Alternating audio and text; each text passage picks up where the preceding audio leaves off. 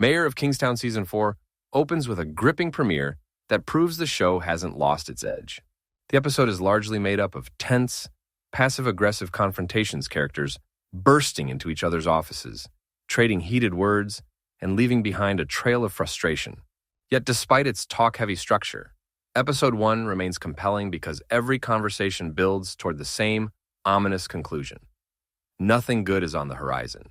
The tone is set early with a chilling sequence introducing Frank Moses, a new villain whose brutal method of killing involves tying Russian thugs to train tracks and letting an oncoming train do the rest. This gruesome act serves as both a literal and symbolic engine for the episode, a reminder that Mayor of Kingstown moves forward with unstoppable, dangerous momentum. Moses' actions trigger a new wave of chaos, dismantling what remains of Constantine's criminal empire. With the power structure in flux, Bunny emerges as one of the new leaders. When we first see him, he's standing on a rooftop with Mike, proudly surveying his kingdom.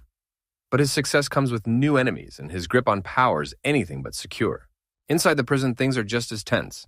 Roberto, the head of the Colombians, refuses to renegotiate with Raf, leaving relations between their groups ice cold. The real pressure, however, centers on Anchor Bay Prison, which is about to receive a new inmate Mike's brother, Kyle. Facing 2 years, or 6 months with good behavior, for shooting Robert Sawyer during last season's standoff, Kyle is taking the fall to protect others. Sawyer, meanwhile, remains a lurking threat, suspended but still dangerous, and obsessively following Evelyn around as if to prove how unhinged he is. Anchor Bay also has a new warden, Nina Hobbs, who is determined to run things her own way. Known for cleaning up chaotic prisons, she refuses Mike's offer to help ease Kyle's transition, insisting there will be no special treatment or protection.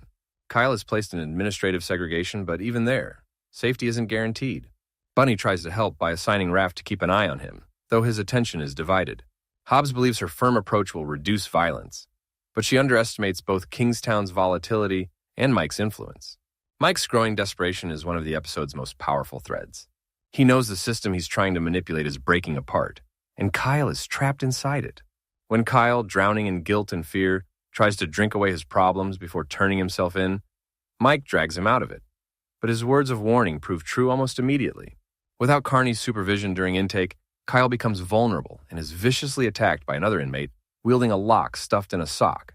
He narrowly escapes death, rescued by Cindy, a rookie guard who instantly realizes how brutal this prison really is. By the end of the episode, Mike is barely holding it together. His fury when he learns of Kyle's injury signals a man unraveling under pressure, and things only worsen when he discovers Kyle's new cell neighbor, Merle Callahan, a dangerous Aryan figure Hobbs had promised would be kept away from him. Kyle refuses to go to the infirmary, fearing more attacks, leaving him to recover in his cell, right beside a potential enemy. Merle's role is murky. Though one of his Aryan associates, Todd, insists Merle is no longer in charge and had nothing to do with the Russian killings, the truth feels less clear. His placement next to Kyle seems intentional, hinting that someone powerful is pulling strings behind the scenes.